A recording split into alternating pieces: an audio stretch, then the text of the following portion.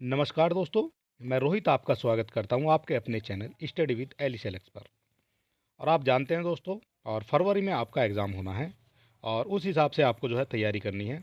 और इसी कड़ी में आगे जुड़ते हुए आज का जो हमारा टॉपिक हो जाएगा, ये हो जाएगा विश्व का भूगोल। और विश्व का भूगोल से जो संबंधित इम्पोर्टेंट टॉपिक है, ये हो जाएगा हमारा ब्रह्मांड व सौरमंडल। और समय कम होने की वजह से ब्रह्मांड और सौरमंडल को हमने एक ही वीडियो में समाहित कर दिया है, ये भी आपको देख लेना है।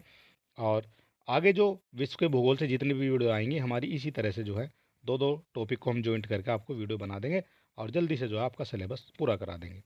देर ना करते हुए शुरू कर लेते हैं। आज का हमारा जो टॉपिक हो जाएगा विश्व के भूगोल से संबंधित, और ये हो जाएगा ब्रह्मांड व सौरमंडल। और इनसे जितने भी इंपॉर्टेंट क्वेश्चन बनते हैं, केवल हमने इंपॉर्टेंट क्वेश्चन आपके लिए लिए हैं, ठीक है। और ये संभावित क्वेश्चन है, इस तरह के क्वेश्चन जो हैं आपसे पूछे जाते हैं और इससे बाहर जो है क्वेश्चन नहीं आते, ये भी आपको ध्यान रखना है।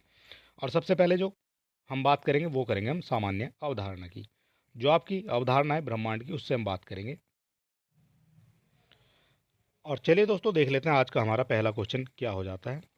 ये हो जाता है हमारा महाविस्फोट सिद्धांत संबंधित है। आपको बताना है महाविस्फोट सिद्धांत जो है किससे संबंधित हो जाएगा। और ये क्वेश्चन इस तरह के हैं, ऐसे ही क्वेश्चन जो है आपको आपकी परीक्षा में देखने को मिलेंगे। क्वेश्चन नंबर 1 का जो करेक्ट आंसर है, ये हो जाता है आपका ब्रह्मांड की उत्पत्ति से संबंधित है। और इससे बनने वाले जो इंपॉर्टेंट पॉइंट है वो भी हम देख लेते हैं। बात कर लेते हैं महाविस्फोट सिद्धांत जो है, इसको बिग बैंग थ्योरी के नाम से भी जाना जाता है। और ब्रह्मांड की उत्पत्ति जो है आकाशगंगा तथा सौरमंडल की उत्पत्ति से संबंधित हो जाती है। और इस सिद्धांत का जो प्रतिपादन है, ये आपसे पूछा जाएगा किसके द्वारा किया गया है। इस सिद्धांत का प्रतिपादन जॉर्ज लेमेथियर द्वारा किया गया है। और ईयर भी आपसे पूछा जा सकता है। और ये कब किया गया है? ये किया गया आपका 1927 में। 1927 में ये दिया था जॉर्ज लेमेथियर ने, ठीक है। ये भी आपसे पूछा जा सकता है, ये भी आपको याद रखना है। और जिसे वर्ष 1949 में फ्रेड होयल ने बिग बैंग का नाम दिया था। किसने इसको बिग बैंग का नाम दिया था? फ्रेड होयल ने, ये भी आपको याद रखना है। और इसका प्रतिपादन किसने किया था? जॉर्ज लेमेथियर ने किया था। कब किया था? 1927 में किया था, ठीक है। ये सब चीज़ें आपको याद रखनी है, इनसे ही जो है आपके क्वेश्चन बनते हैं। और ये जो हो जाता है, ये सिद्धांत हो जाता है आपका बिग बैंग थ्योरी। इसको कहा जाता है बिग बैंग थ्योरी। और किस तरह से जो है ब्रह्मांड की उत्पत्ति हुई है। और यहाँ आप देख सकते हैं, ये सबसे पहले एक बिंदु होता था। ये एक बिंदु है और यहाँ से जो है ब्रह्मांड की उत्पत्ति हो जाती है, ठीक है।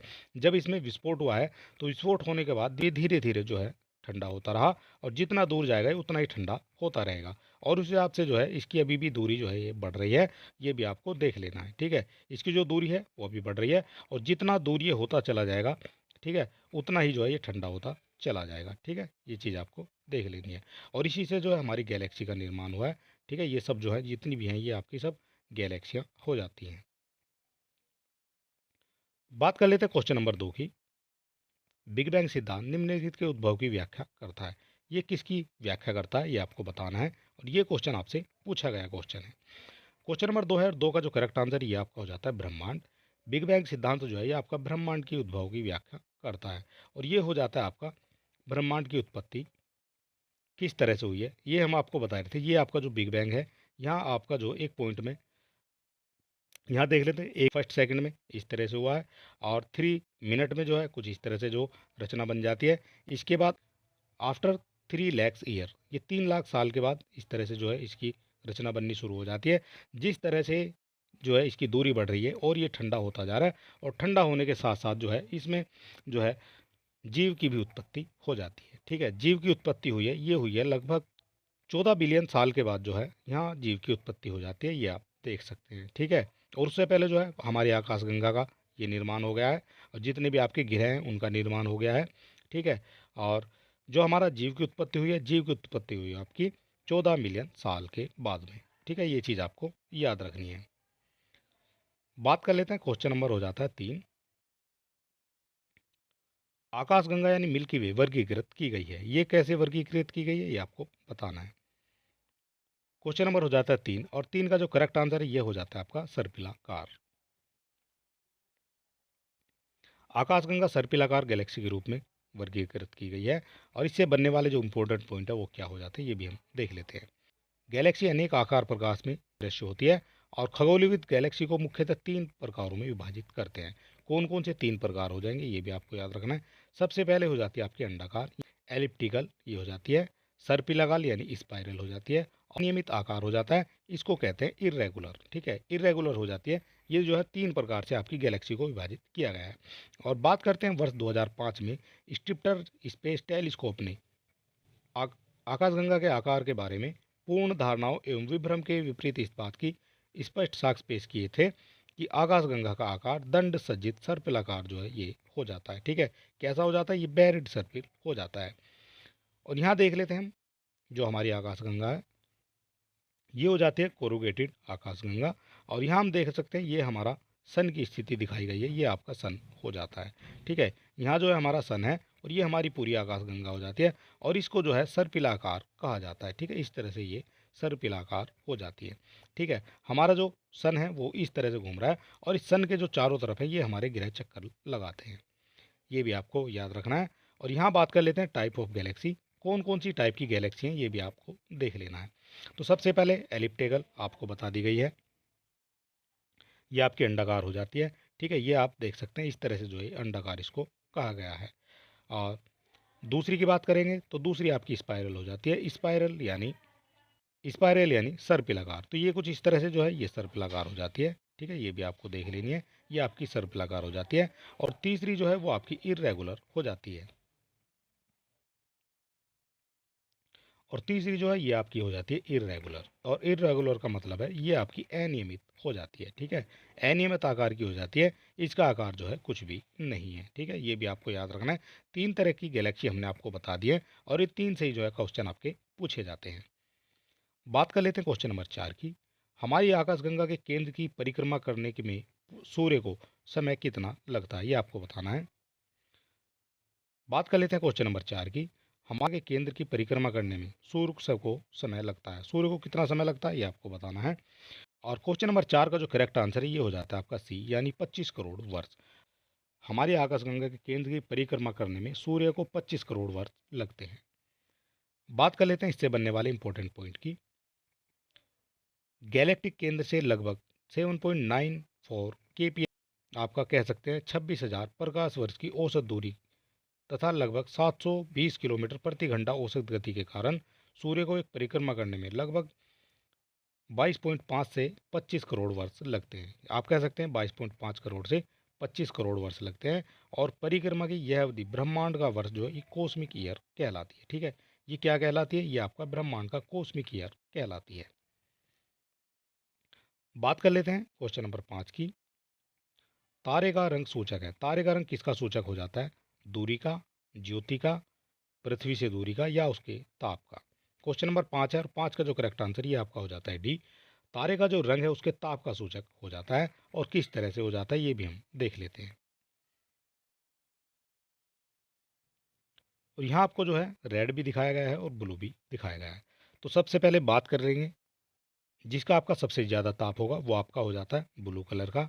ठीक है, यहाँ जो है बच्चे कन्फ्यूज हो जाते हैं, सबसे जो ज़्यादा ताप वाला उसको रेड कह सकते हैं, लेकिन ऐसा नहीं है। रेड जो है सबसे ज़्यादा ताप वाला तारा नहीं होता है। ठीक है, तो सबसे ज़्यादा जो ताप वाला तारा है ये आपका हो जाएगा नीला। ठीक है, ये भी आपको याद रखना है। और सबसे जो कम ताप वाला है ये आपका लाल हो जाता है। और इससे जो है आपसे क्वेश्चन बनते हैं और आपसे जो है ब्लू कलर पूछा जाएगा। और तारे का जो है कलर भी आपसे पूछा जाएगा। ठीक है, जो रेड हो जाता है ये आपका मृत प्राय तारा हो जाता है और इसके बाद जो है वो घटता चला जाता है। ठीक है, और यहाँ देख सकते हैं जो सबसे कम तापमान है ये आपका हो जाता है 2500 डिग्री से 3500 डिग्री के आसपास। ठीक है, और ये जो है मृतप्राय तारा हो जाता है। और चलिए बात कर लेते हैं, क्वेश्चन नंबर हो जाता है हमारा 6। वह सीमा जिसके बाहर तारे आंतरिक मृत्यु से ग्रसित होते हैं, आंतरिक मृत्यु से ग्रसित होते हैं वो क्या कहलाती है ये आपको बताना है। वह सीमा जिसके बाहर तारे आंतरिक मृत्यु से ग्रसित होते हैं, तो वो जो सीमा हो जाती है वो आपकी चंद्रशेखर सीमा कहलाती है। क्वेश्चन नंबर हो जाता है 6 और 6 का जो करेक्ट आंसर ये आपका ए हो जाता है। और यहाँ बात कर लेते हैं चंद्रशेखर सीमा के बारे में। जब कोई तारा मरने लगता है तो वह तेजी से सिकुड़ता है और घनत्व जो है बढ़ने लगता है, लेकिन एक निश्चित सीमा के बाद वो सिकुड़ना बंद हो जाता है। ठीक है, एक निश्चित सीमा तक ये वो सिकुड़ता है, उसके बाद वो सिकुड़ना बंद हो जाता है और इसी सीमा को जो है चंद्रशेखर सीमा कहा जाता है। इसलिए जब तारे के केंद्र या भाग में ईंधन समाप्त हो जाता है तो वह सिकुड़ने लगता है और सूर्य जैसे द्रव्यमान वाले तारे मृत्यु के बाद श्वेत वामन या वाइट ड्वार्फ तारे बन जाते हैं। ठीक है, और इसके बाद वो धीरे धीरे ठंडे होकर होकर जो है दृश्य आकाश में लुप्त हो जाते हैं। ठीक है, आकाश में जो है फिर वो लुप्त हो जाते हैं। और बात कर लेते हैं एस चंद्रशेखर के बारे में। तो एस चंद्रशेखर जो है ये भारतीय मूल के खगोल भौतिकविद थे और जिन्होंने सफ़ेद बोने तारों के जीवन अवस्था के विषय में सिद्धांत प्रतिपादित किया था। ठीक है, ये भारतीय थे और इनके अनुसार सफ़ेद बोने तारों के द्रव्यमान की ऊपरी सीमा और द्रव्यमान का 1.44 गुना है और इसको ही चंद्रशेखर सीमा कहा जाता है। ठीक है, ये भी आपको याद रखना है। और ये जो है कुछ इमेज के माध्यम से देखेंगे। चंद्रशेखर 1983 में नाभिकीय खगोल भौतिकी में W.A. फॉयलर के साथ संयुक्त रूप से नोबेल पुरस्कार भी प्रदान किया गया था। ठीक है, ये भी आपसे पूछा जा सकता है इनको नोबेल पुरस्कार कब मिला था। 1983 में इनको नाभिकीय खगोल भौतिकी में नोबेल पुरस्कार मिल चुका है। और चलिए देख लेते हैं इमेज के माध्यम से। ये आप जब एक तारे में जो है विस्फोट होता है तो फिर उसके बाद जो है इसका ताप कम होता चला जाता है, ये ठंडा होता चला जाता है और ये येलो कलर में चेंज हो जाता है। इसके बाद जब और भी ज़्यादा ठंडा होता चला जाता है और रेड कलर में चला जाता है और इस समय जो है मृतप्राय तारा हो जाता है। और जब मृतप्राय तारा हो जाता है उसके बाद ये वाइट तारा हो जाता है, यानी ये श्वेत वामन बनने लगता है। श्वेत वामन जो है इसकी अंतिम अवस्था हो जाती है और इसके बाद ये आकाश में जाके विलुप्त हो जाता है। ठीक है, यहाँ से आप देख सकते हैं इमेज के माध्यम से, यहाँ से इसमें विस्फोट होता है, उसके बाद ये ठंडा होना शुरू हो जाता है और जितना भी ये ठंडा होता रहता है ये आपका मृतप्राय की तरफ चला जाता है। और उसके बाद और यहाँ आकर जो है ये वाइट ड्वार्फ यानी श्वेत वामन बन जाता है, यानी सफ़ेद बोना ताराएं बन जाता है और उसके बाद ये विलुप्त हो जाता है। ठीक है, यहाँ से आप इमेज के माध्यम से देख सकते हैं। बात कर लेते हैं, क्वेश्चन नंबर हो जाता है हमारा 7 और 7 का करेक्ट आंसर आपको बताना है। श्याम विवर होता है। श्याम विवर ये हमने आपको अभी बता दिया गया है। श्याम विवर जो होता है ये आपका एक सिमट गया तारा होता है। जो तारा सिमट जाता है उसको श्याम विवर कहा जाता है। बात कर लेते हैं क्वेश्चन नंबर 8 की। तारों के कारण घटित आकाशीय परिघटना है। तारों के कारण घटित आकाशीय परिघटना है, ये कौन सी हो जाती है? ये भी आपकी कृष्ण विवर हो जाती है। कृष्ण विवर या आपका श्याम विवर ये एक ही चीज़ें होती हैं। ठीक है, ये भी आपको याद रखना है। बात कर लेते हैं क्वेश्चन नंबर 9 की। कृष्ण छिद्र सिद्धांत को प्रतिपादित किया था। ये किसके द्वारा सिद्धांत को प्रतिपादित किया गया था? ये हमने आपको अभी बता दिया था। तो ये हो जाते हैं आपके एस चंद्रशेखर ने। ठीक है, ये थे एस चंद्रशेखर। अब बात कर लेते हैं क्वेश्चन नंबर 10 की। ब्लैक होल की जानकारी सर्वप्रथम दी थी। ब्लैक होल की जानकारी सर्वप्रथम किसके द्वारा दी गई थी? ये आपको बताना है। ये दी गई थी आपकी एस चंद्रशेखर के द्वारा और इनकी जो डिटेल है वो हमने आपको पहले बता दी है। ब्लैक होल की बात करते हैं तो ब्लैक होल अंतरिक्ष में एक पिंड है जो किसी भी प्रकार के विकिरण को बाहर नहीं आने देता है और इसका यह गुण जो है, इसका एक क्या कहलाता है? इसका बहुत छोटा आकार, इसका बहुत उच्च घनत्व, बहुत बड़ा आकार या फिर अल्प घनत्व।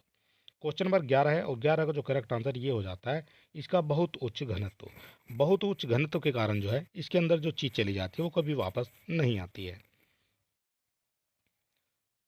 और अगर अभी तक आपने हमारे चैनल को सब्सक्राइब नहीं किया है तो आप सब्सक्राइब कर सकते हैं और वीडियो को अपने दोस्तों में भी शेयर कर सकते हैं। और यहाँ बात कर लेते हैं क्वेश्चन नंबर 12 की। सुपरनोवा है। सुपरनोवा क्या होता है ये आपको बताना है। तो सुपरनोवा जो है ये एक मृतप्राय तारा हो जाता है। ठीक है, सुपरनोवा की बात करें, सुपरनोवा एक मृतप्राय तारा हो जाता है और ये जो इमेज है ये आप देख सकते हैं, एक मृतप्राय तारा। सुपरनोवा विस्फोट के पश्चात तारा मृत्यु की दशा को प्राप्त हो जाता है और सुपरनोवा एक मृतप्राय तारे की विस्फोट अवस्था हो जाती है। ठीक है, यह आप तारे की मृतप्राय अवस्था को देख सकते हैं, इसी को जो है सुपरनोवा कहा जाता है। बात कर लेते हैं क्वेश्चन नंबर 13 की। हमारे अंतरिक्ष में कितने तारामंडल हो जाते हैं? कितने तारामंडल हमारे अंतरिक्ष में हैं? तो ये हो जाते हैं आपके 88 तारामंडल जो हैं हमारे आकाश मंडल में हो जाते हैं। पहले जो है ये 89 जो है बताए गए थे, लेकिन अब जो है ये 89 नहीं, अब ये आपके 88 हो जाते हैं। और यहाँ समझ लेते हैं इसके बारे में।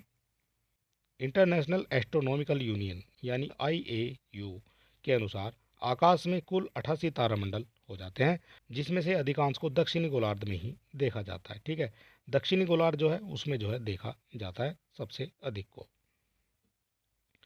बात कर लेते हैं, क्वेश्चन नंबर हो जाता है हमारा 14। निम्नांकित में से कौन अंतरिक्ष में नहीं पाया जाता है? अंतरिक्ष में कौन नहीं पाया जाता है ये आपको बताना है। पल्सर जो है ये आपका अंतरिक्ष में पाया जाता है। ब्लैक होल ये भी आपका अंतरिक्ष से संबंधित है। क्वासर ये भी आपका अंतरिक्ष से संबंधित है, लेकिन ब्रिटल स्टार जो है ये अंतरिक्ष से संबंधित नहीं होती है। ठीक है, और ये ही इसका करेक्ट आंसर हो जाता है। और यहाँ बात कर लेते हैं ब्रिटल स्टार, ये एक समुद्री जीव होता है और ये जो है समुद्र में पाया जाता है। ठीक है, इस बात कर लेते हैं, क्वेश्चन नंबर हो जाता है हमारा 15। एक निश्चित आकृति में व्यवस्थित ताराओं का समूह क्या कहलाता है, ये आपको बताना है।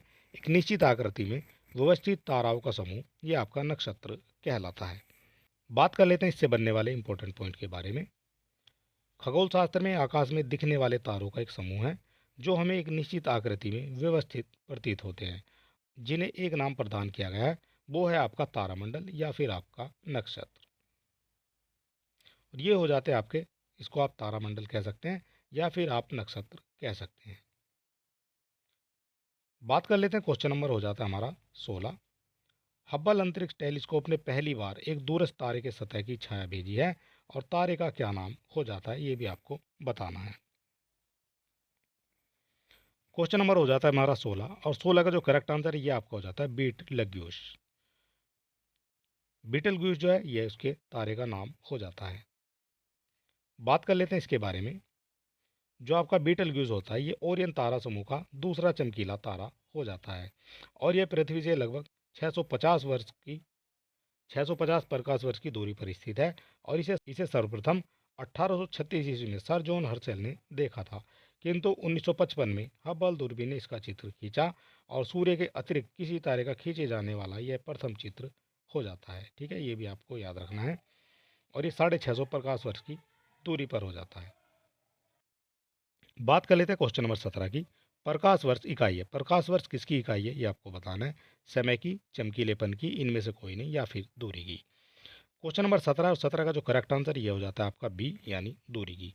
प्रकाश वर्ष दूरी की इकाई है और प्रकाश वर्ष होती है एक वर्ष में जितनी प्रकाश दूर जाएगा वो जो है आपका एक प्रकाश वर्ष हो जाएगा। ठीक है, यह आपका एक साल में चले गए प्रकाश की दूरी। ठीक है, जितना एक साल में प्रकाश जाता है यह आपका एक प्रकाश वर्ष कहलाता है। ठीक है, ये आपको याद रखना है। बात कर लेते हैं, क्वेश्चन नंबर हो जाता है हमारा 18। तारों के मध्य दूरी ज्ञात करने की इकाई है, तारों के मध्य दूरी ज्ञात करने की इकाई कौन सी हो जाती है ये आपको बताना है। तो ये भी जो है आपका प्रकाश वर्ष हो जाता है। ठीक है, तारों के मध्य दूरी ज्ञात की जाती है प्रकाश वर्ष के द्वारा। करते हैं निर्वात में प्रकाश द्वारा 3 गुना 10⁵ किलोमीटर सेकंड की गति से एक वर्ष में चली गई दूरी प्रकाश वर्ष कहलाती है और प्रकाश वर्ष तारों के मध्य दूरी ज्ञात करने की एक इकाई भी हो जाती है। बात कर लेते हैं, क्वेश्चन नंबर हो जाता है हमारा 19। जिस तारामंडल के तारे ध्रुव तारे की ओर संकेत करते हैं वह है, जिस तारामंडल के तारे ध्रुव तारे की ओर संकेत करते हैं वह क्या हो जाता है, वह हो जाता है आपका सप्त ऋषि। ठीक है, ध्रुव तारे की ओर संकेत करते हैं ये हो जाते हैं आपके सप्त ऋषि और ये देख लेते हैं इमेज के माध्यम से। ये आप देख सकते हैं, या आप देख सकते हैं नीचे, ये आपका ध्रुव तारा हो जाता है और ये जो है आपके सप्त ऋषि हो जाते हैं। पुलह, पुलुत्स, अंगीरा, मरीचि, वशिष्ठ, अत्रि और कृतु। ठीक है, ये भी आपको देख लेना है। ये आपके 7 तारे होते हैं, ये जो है सप्त ऋषि कहलाते हैं। और चलिए बात कर लेते हैं, क्वेश्चन नंबर हो जाता है हमारा 20। निम्नांकित में से कौन अंतरिक्ष शब्दावली से संबंधित नहीं है, अंतरिक्ष शब्दावली से कौन संबंधित नहीं है ये आपको बताना है। टेलीमीटरिंग ये भी अंतरिक्ष से संबंधित हो जाएगा, सिसलुनर ये भी हो जाएगा, भारहीनता भी अंतरिक्ष से संबंधित हो जाएगी, लेकिन बाइट जो है ये अंतरिक्ष से संबंधित नहीं है और बाइट जो है ये कंप्यूटर से संबंधित हो जाती है। बात कर लेते हैं क्वेश्चन नंबर 21 की। निम्नलिखित में से कौन एक समय का प्राकृतिक इकाई नहीं है, समय की प्राकृतिक इकाई कौन नहीं है ये आपको बताना है। तो ये हो जाती है आपकी मानक समय। मानक समय जो है समय की प्राकृतिक इकाई नहीं है और आपका उष्ण कटिबंधीय वर्ष ये प्राकृतिक इकाई हो जाती है, चंद्रमास ये भी प्राकृतिक इकाई हो जाती है और दिन या दिवस ये भी आपकी प्राकृतिक इकाई हो जाती है, लेकिन मानक समय जो है ये प्राकृतिक इकाई नहीं होती है। और बात कर लेते हैं खगोल पिंड के बारे में, कुछ समझ लेते हैं और ये हो जाती है खगोल पिंड में आकाश गंगा। ये जो है चित्र आपका आकाश गंगा का देख सकते हैं और इसके बारे में पढ़ लेते हैं। एक आकाश गंगा अपने स्वयं के गुरुत्वाकर्षण क्षेत्र द्वारा एक साथ बंधे हुए लाखों तारों का एक विशाल समूह होता है। ये आप इमेज के माध्यम से देखते हैं, लाखों तारे एक विशाल समूह में बने होते हैं और संरचना विश्लेषण पर 3 मूल प्रकार की आकाशगंगाओं की पहचान की गई है। कौन कौन सी है ये हमने आपको बताई थी। सबसे पहले तो सर्पिलाकार हो जाती है, ठीक है, ये हमने आपको बता दी थी। इसके बाद दूसरी आपकी जो हो जाती है वो आपकी अंडाकार हो जाती है, और तीसरी आपकी हो जाती है अनियमित आकार यानी इर्रेगुलर हो जाती है, ठीक है, ये हम आपको पहले ही बता चुके हैं। बात कर लेते हैं नेबुला के बारे में। नेबुला जो है ये क्या होता है, ये आप इमेज के माध्यम से देख सकते हैं। ये जो है एक निहारिका भी इसको कहा जाता है, ठीक है, ये एक निहारिका होती है। और निहारिका क्या होती है ये भी हम समझ लेते हैं। एक निहारिका यानी नेबुला अंतरिक्ष में गैस और धूल का एक बादल होता है, जिसे अक्सर तारे के चारों ओर फैले हुए बादल के रूप में देखा जाता है। और निहारिका के कुछ सामान्य प्रकारों में ग्रहीय निहारिका, सुपरनोवा, अवशेष और उत्सर्जन निहारिका शामिल हो जाती है, ठीक है। और इसके अलावा भी कुछ प्रसिद्ध नेबुला हो जाते हैं। और ये कौन कौन से हो जाते हैं, Orion nebula, eagle nebula, horsehead nebula. और जो है आपके जो क्वेश्चन है वो इनसे ही पूछे जाते हैं। और नेबुला ये गैस और धूल के कणों से बने चमकदार पिंडों का दूर तारकीय तंत्र हो जाता है। और यह वह स्थान होता है जहाँ प्रोटो सितारे बनते हैं। और ओरियन नेबुला मिल्की वे में स्थित हो जाते हैं, ठीक है, ये भी आपको याद रखना है। जो आपका ओरियन नेबुला ये आपका मिल्की वे में स्थित हो जाता है। आपसे पूछा जाएगा मिल्की वे में कौन सा नेबुला स्थित है, तो ये आपका ओरियन हो जाएगा। और चलिए बात कर लेते हैं अब सौरमंडल से। सौरमंडल के जो इंपॉर्टेंट क्वेश्चन है वो भी हम देख लेते हैं। बात कर लेते हैं, क्वेश्चन नंबर हो जाता है हमारा 22। निम्नलिखित में से कौन सा सौरमंडल का भाग नहीं है, ये आपको बताना है। क्षुद्र ग्रह हो जाएगा, धूमकेतु हो जाएगा, ग्रह हो जाएगा, या फिर आपका निहारिका हो जाएगा।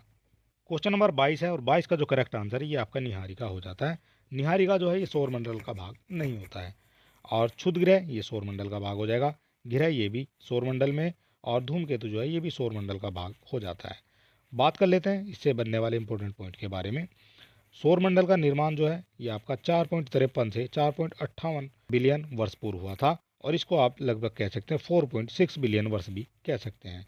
और सौरमंडल में सूर्य जो है ये आपका ऐसे खगोलीय पिंड से सम्मिलित होते हैं जो गुरुत्वाकर्षण बल द्वारा उससे जुड़े हुए रहते हैं। और इनमें ग्रह जो हैं ये बौने ग्रह होते हैं, प्राकृतिक ग्रह भी हो जाते हैं, क्षुद्र ग्रह हो जाते हैं, उल्काएं हो जाती हैं, धूमकेतु और खगोलीय धूल भरी ये आदि शामिल हो जाते हैं। लेकिन निहारिका इसमें शामिल नहीं होती है। और जबकि निहारिका की बात करते हैं तो ये सौरमंडल का भाग नहीं होता है, ठीक है, ये भी आपको याद रखना है। और ये जो है हमारा हो जाता है सौरमंडल, ये आप देख सकते हैं। ये आपका सूर्य हो जाता है, सबसे पहले आपका बुध आ जाता है, उसके बाद आपका शुक्र, फिर पृथ्वी, फिर आ जाता है मंगल, और मंगल के बाद जो है ये आपका क्षुद्र ग्रह की पट्टी आ जाती है, ठीक है, ये भी आपको देखनी है। आपसे ये भी क्वेश्चन बनता है कि क्षुद्र ग्रह जो है इन ग्रहों के बीच में होते हैं। ये आपका मंगल और बृहस्पति, इन दोनों ग्रहों के बीच में जो है क्षुद्र ग्रह घूमते रहते हैं, ठीक है, ये भी आपको बता देना है। और आपसे आंतरिक ग्रह पूछे जाएंगे, तो ये जो 4 हैं सूर्य के पास वाले ये आपके आंतरिक ग्रह हो जाते हैं। और आपसे बाह्य ग्रह पूछे जाते हैं, तो बाह्य ग्रह आपके ये 4 हो जाते हैं जो आपके सूर्य से अधिक दूरी पर होते हैं, ठीक है, ये भी आपको देख लेना है। और बाह्य ग्रह में आपके बृहस्पति हो जाएगा, शनि हो जाएगा, अरुण हो जाएगा, और आपका वरुण हो जाएगा। और आंतरिक ग्रह की बात करेंगे, आपका बुध हो जाएगा, शुक्र हो जाएगा, पृथ्वी और मंगल, ये 4 ग्रह आपके। और 4 4 से आपको याद रखने, पहले 4 आपको याद रख लेने और दूसरे 4 आपको याद रख लेने। और इसके बीच में जो है क्षुद्र ग्रह की पट्टी आ जाती है, ठीक है, ये भी आपको याद रखना है। बात कर लेते हैं, क्वेश्चन नंबर हो जाता है हमारा 23। यह किसने सर्वप्रथम विधि पर यह किसने सर्वप्रथम प्रतिपादित किया था कि सूर्य हमारे सौरमंडल का केंद्र है और पृथ्वी उसकी परिक्रमा करती है। पृथ्वी उसकी परिक्रमा करती है, ये आपको बताना है, ये सबसे पहले किसने कहा था। क्वेश्चन नंबर 23, और 23 का जो करेक्ट आंसर है ये आपका हो जाता है कोपरनिकस। ये सबसे पहले कोपरनिकस ने प्रतिपादित किया था कि सूर्य जो है हमारे सौरमंडल का केंद्र है और पृथ्वी जो है उसकी परिक्रमा करती है। ये आपका सूर्य हो जाता है और ये आपकी पृथ्वी हो जाती है, और ये जो है इसके चक्कर लगा रही है। ये बात कही थी सबसे पहले कोपरनिकस ने। बात कर लेते हैं इससे बनने वाले इंपॉर्टेंट पॉइंट के बारे में। 1514 ईस्वी में एक हस्तलिखित पुस्तक में जो है कोपरनिकस ने कौन सी थी, या थी आपकी कॉमेंटेरियस, ये आपकी पुस्तक हो जाती है। और इसमें कोपरनिकस ने उस सिद्धांत का प्रतिपादन किया था जिसमें कहा गया था कि सूर्य जो है ब्रह्मांड के केंद्र में स्थित है और पृथ्वी उसकी परिक्रमा करती है, ठीक है, ये भी बात आपको याद रखनी है। और 6ठी ईस्वी में जो है प्रसिद्ध भारतीय खगोलविद वराहमिहिर ने इसके लगभग 1000 वर्ष पूर्व ही ये बता दिया था कि चंद्रमा पृथ्वी का परिक्रमा लगाता है, ठीक है, चंद्रमा जो है पृथ्वी की परिक्रमा लगाता है। ये आपका किसने बताया था, ये आपका 6ठी शताब्दी में वराहमिहिर ने बताया था, और ये भी जो है भारतीय खगोलविद थे। और इसके बाद जो है पृथ्वी और सूर्य की परिक्रमा करती है, ये भी उन्होंने पता लगा दिया था। ठीक है, बात कर लेते हैं, क्वेश्चन नंबर हो जाता है हमारा 24। किसने सर्वप्रथम यह स्थापित किया था कि सभी ग्रह सूर्य की परिक्रमा करते हैं? ये सबसे पहले किसने बताया था? तो ये हम आपको अभी बता चुके हैं, ये आपका कोपरनिकस ने बताया था। बात कर लेते हैं इससे बनने वाले इंपॉर्टेंट पॉइंट की। सर्वप्रथम निकोलस कोपरनिकस ने यह स्थापित किया था कि पृथ्वी सहित सभी ग्रह जो सूर्य की परिक्रमा करते हैं। और अब आ जाता है आपका क्वेश्चन नंबर 25। सौरमंडल में ग्रहों की संख्या कितनी है? सौरमंडल में ग्रहों की संख्या कितनी है? अब बात करते हैं आज के हिसाब से, तो सौरमंडल में ग्रहों की संख्या ये 8 हो जाती है। और इससे पहले जो है कभी सौरमंडल में ग्रहों की संख्या 9 भी हुआ करती थी। बात कर लेते हैं इसके बारे में। सौरमंडल में ग्रहों की संख्या पूर्ण मान्यता के अनुसार 9 थी। ठीक है, और जो सूर्य से बढ़ती हुई दूरी के क्रम में इस प्रकार हो जाती है। ये जो है सूर्य से बढ़ती दूरी के हिसाब से हो जाते हैं। और कितनी थी? ये पहले 9 हुआ करती थी। और यहाँ देख सकते हैं, सबसे पहले अगर सूर्य के दूरी के हिसाब से बात करेंगे तो सबसे कम दूरी पर आपका बुध हो जाएगा। उससे अधिक दूरी पर फिर आपका शुक्र, पृथ्वी, मंगल, बृहस्पति, शनि, यूरेनस, नेपच्यून और एक आपका नोवा जो होता है ये आपका प्लूटो हो जाता था। ठीक है, नोवा ग्रह कौन सा है? ये आपका प्लूटो है। और आज की बात करते हैं, आज केवल हमारे प्लूटो को हटा दिया गया है और आपके 8 ग्रह बच जाते हैं।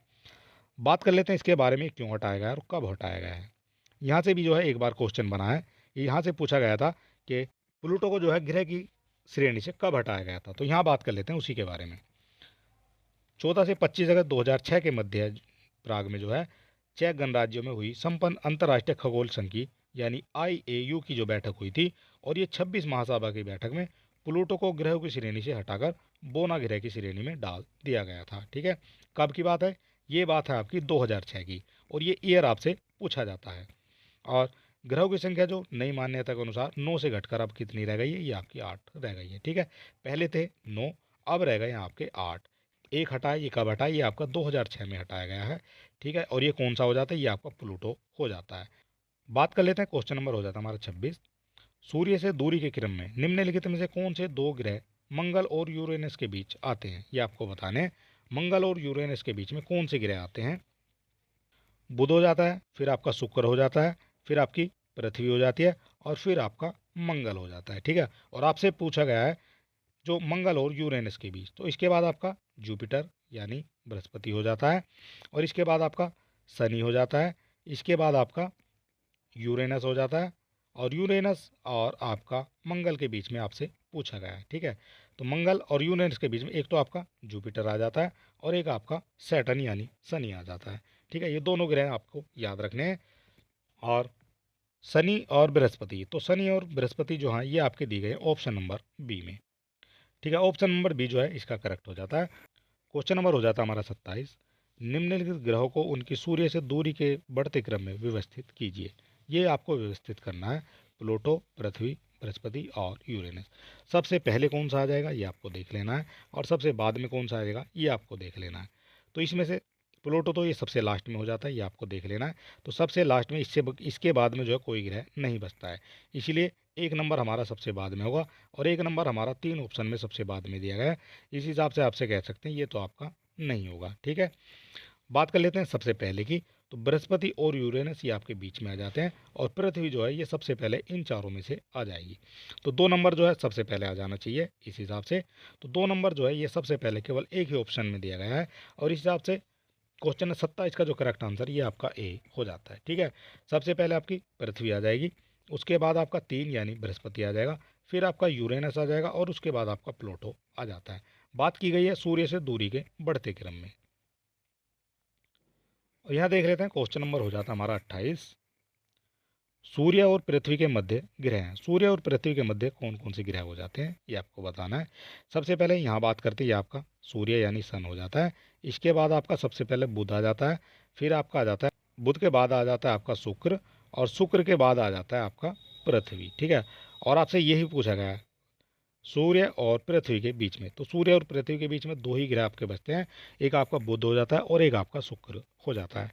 ठीक है, और ये जो है आपके ऑप्शन नंबर सी में दिए गए हैं। क्वेश्चन नंबर 28 का करेक्ट आंसर आपका सी हो जाता है। सूर्य तथा पृथ्वी के मध्य में बुध एवं शुक्र हो जाते हैं। और यहाँ देख लेते हैं, इमेज के माध्यम से थोड़ा समझेंगे। बात की गई है आपकी सूर्य, ये आपका सूर्य हो जाता है, और ये आपकी पृथ्वी हो जाती है। इन दोनों के बीच में आपसे पूछा गया है ये आपका मरकरी और वीनस, यानी बुध और शुक्र। ठीक है, ये दोनों जो हैं पृथ्वी और सन के बीच में हो जाते हैं। और बाकी जो है क्रम के हिसाब से आप इन जो 8 ग्रह हैं इनको आप देख सकते हैं। सबसे पहले आपका मरकरी यानी बुध, वीनस यानी शुक्र, अर्थ यानी पृथ्वी, मार्स यानी मंगल, जुपिटर यानी आपका बृहस्पति हो जाएगा, और सैटर्न का जो है शनि हो जाएगा, और यूरेनस ये आपका अरुण हो जाएगा, और नेपच्यून ये आपका वरुण हो जाता है। ठीक है, ये भी आपको याद रखना है। इनसे भी जो है क्रम से क्वेश्चन आपके पूछे जाते हैं। बात कर लेते हैं, क्वेश्चन नंबर हमारा हो जाता है 29।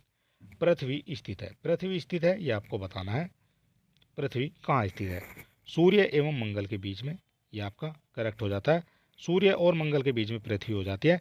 सबसे पहले आपका बुध आ जाता है, उसके बाद आपका शुक्र आ जाता है, इसके बाद आपके पृथ्वी आ जाती है, और पृथ्वी के बाद आपका आ जाता है मंगल। ठीक है, तो मंगल और शुक्र के बीच में आपकी पृथ्वी यहाँ हो जाती है।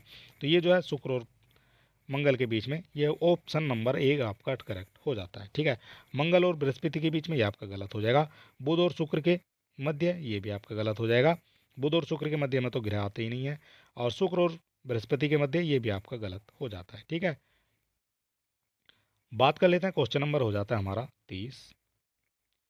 ग्रहों के बारे में निम्न में से क्या सत्य है? ग्रहों के बारे में क्या सत्य है ये आपको बताना है।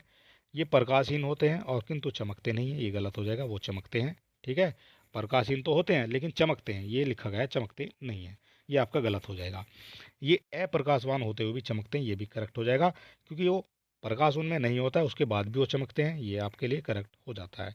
ये प्रकाशवान होते हैं किंतु चमकते नहीं हैं, ये भी गलत हो जाएगा, चमकते नहीं हैं। चमकते हैं तभी तो हमने उनकी गणना की है। और फोर्थ हो जाएगा आपका, ये प्रकाशवान भी हैं और चमकते भी हैं, प्रकाशवान ये नहीं है, ये आपका गलत हो जाता है। इस हिसाब से आप कह सकते हैं क्वेश्चन नंबर 3 का जो करेक्ट आंसर है ये आपका हो जाता है। ठीक है, वे अप्रकाशवान होते हुए भी चमकते हैं। बात कर लेते हैं, क्वेश्चन नंबर हो जाता है हमारा 31। सूची 1 को सूची 2 के साथ सुमेलित करना है, और दिए गए कोड का प्रयोग करके सही उत्तर का आपको चयन करना है। इधर आपके विशेष लक्षण हो जाएंगे, और इधर आपका दिया गया ग्रहों का नाम। ठीक है, और इनकी जो है मैचिंग आपको करनी है। बात कर लेते हैं, सौर मंडल का सबसे छोटा ग्रह कौन सा हो जाता है ये आपको बताना है। तो सौर मंडल का जो सबसे छोटा ग्रह है वो आपका प्लूटो हो जाता है। ठीक है, प्लूटो जो है ये आपका बुध से भी छोटा ग्रह है। ठीक है, ये भी आपको याद रखना है, यहाँ आपको कंफ्यूज होने की आवश्यकता नहीं है, कि कुछ स्टूडेंट जो है इसका आंसर बुध भी लगा सकते हैं। ठीक है, एक आपका ए अगर आप लगा देते हैं तो ये जो है आपका कोई सा भी करेक्ट नहीं होता है। ठीक है, और इस हिसाब से जो है आपका प्लूटो जो है ये सबसे छोटा ग्रह हो जाता है। सौरमंडल का सबसे बड़ा ग्रह ये आपको बता देना है। तो सबसे बड़ा ग्रह की बात करेंगे तो ये आपका बृहस्पति हो जाता है। तो ए का आपका हो जाता है 4, और बी का हो जाता है 3, और ए का 4 आपका इसमें दिया गया है, लेकिन बी का 3 नहीं है, तो ये आपका गलत हो जाता है। ये भी आपका गलत हो जाता है, और ये भी आपका गलत हो जाता है, और ये आपका करेक्ट हो जाता है। डी जो है ये करेक्ट हो जाएगा, ए का 4, बी का 3, और सी की बात करते हैं तो ये हो जाता है आपका सौर मंडल में सूर्य से दूसरे स्थान पर। तो दूसरे स्थान पर सबसे पहले स्थान पर बुध हो जाता है, और दूसरे स्थान पर आपका शुक्र हो जाता है। ठीक है, तो सी का आपका 2 हो जाता है, ये आपका करेक्ट हो जाएगा। और बात करते हैं डी की, सूर्य से निकटतम ग्रह, तो ये भी आपका बुध हो जाता है। ठीक है, और इस हिसाब से आप कह सकते हैं डी का एक आपका करेक्ट हो जाता है। ठीक है, ये भी आपको याद रखना है। इस तरह से मैचिंग के क्वेश्चन भी आपको आपकी परीक्षा में देखने को मिलेंगे। यहाँ बात कर लेते हैं, हमारे सौरमंडल का सबसे छोटा ग्रह बुध है। ये बात हो रही है उन 8 ग्रहों की। ठीक है, और बात करते हैं प्लूटो ग्रह जो है ये बुध से भी छोटा हो जाता है, लेकिन 2006 में इसको जो है ग्रहों की श्रेणी से हटा दिया गया था। ठीक, वरना सबसे छोटा ग्रह जी ये प्लूटो हो जाता है।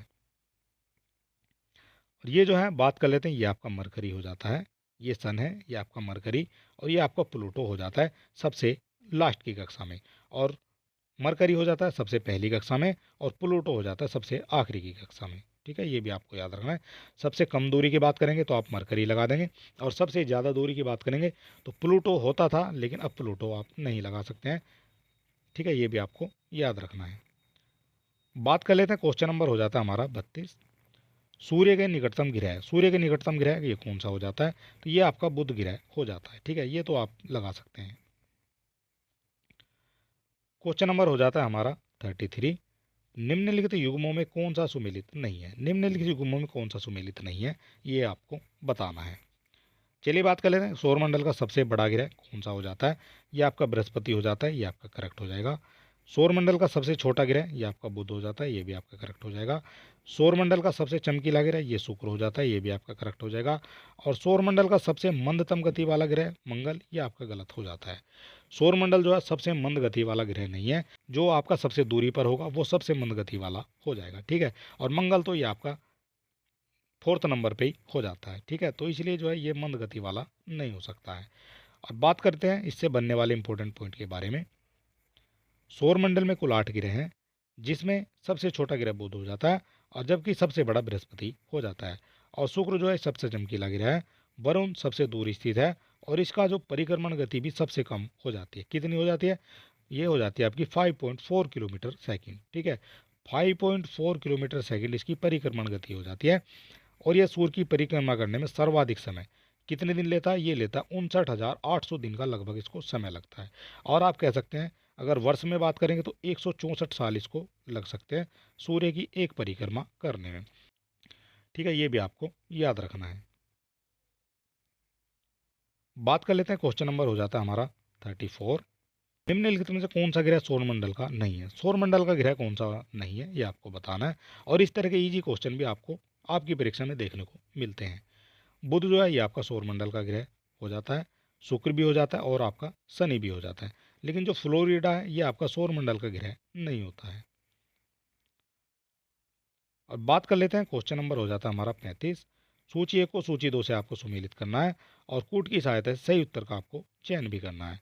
इधर आपकी सूची 1 हो जाएगी, इधर आपकी सूची 2 हो जाती है। और चलिए बात कर लेते हैं, सूची को हम मिला लेते हैं। ग्रह की बात करेंगे तो इनमें से ग्रह कौन सा हो जाएगा? तो इनमें से जो ग्रह है वो हो जाता है आपका यूरेनस, ठीक है। ए का हो जाता है आपका 2। बात करते हैं उपग्रह की, तो उपग्रह केवल एक ही होता है, वो हो जाता है आपका पृथ्वी का उपग्रह हो जाता है चंद्रमा, ठीक है। इधर आप पुच्छल तारा, तो पुच्छल तारा कौन सा हो जाता है? ये आपका हेली हो जाता है। और कृत्रिम उपग्रह ये आपका मैराइनर हो जाता है। इस हिसाब से आप कह सकते हैं ए का हो जाएगा आपका 2। तो ए का 2 आपका केवल 2 ही ऑप्शन में दिया गया है। और बी का जो है 1 हो जाता है और बी का 1 भी आपका दोनों ऑप्शन में दिया गया है। और सी का आपका 4 हो जाता है और सी का 4 केवल एक ही ऑप्शन में आपको दिया गया है, ठीक है। इस हिसाब से आप कह सकते हैं आंसर जो है आपका ए ये करेक्ट हो जाता है। बात कर लेते हैं, क्वेश्चन नंबर हो जाता है हमारा 36। सौरमंडल का प्रधान आकाशीय पिंड कौन सा है? सौरमंडल का प्रधान आकाशीय पिंड कौन सा है ये आपको बताना है। पृथ्वी हो जाएगा, बृहस्पति हो जाएगा, शनि हो जाएगा या फिर आपका सूर्य हो जाएगा। आपसे पूछा गया है प्रधान आकाशीय पिंड। क्वेश्चन नंबर 36 का जो करेक्ट आंसर है ये आपका हो जाता है सूर्य। और बात कर लेते हैं, और ये हो जाता है हमारा, ये जो हमारी आज की वीडियो थी ये थी हमारी ब्रह्मांड और सौरमंडल से। और इतने क्वेश्चन जो हैं आपके ब्रह्मांड और सौरमंडल से पूछे जाते हैं, ठीक है। और अगर अभी तक आपने हमारे चैनल को सब्सक्राइब नहीं किया है तो सब्सक्राइब कर सकते हैं, वीडियो को अपने दोस्तों में भी शेयर कर सकते हैं। और इससे पहली वीडियो अगर आपने नहीं देखी है तो आप हमारे चैनल पर विजिट करेंगे, वहाँ आपको टॉपिक वाइज सभी वीडियो मिल जाएंगे। तो चलिए दोस्तों, मिलते हैं नेक्स्ट वीडियो में और तब तक के लिए नमस्कार।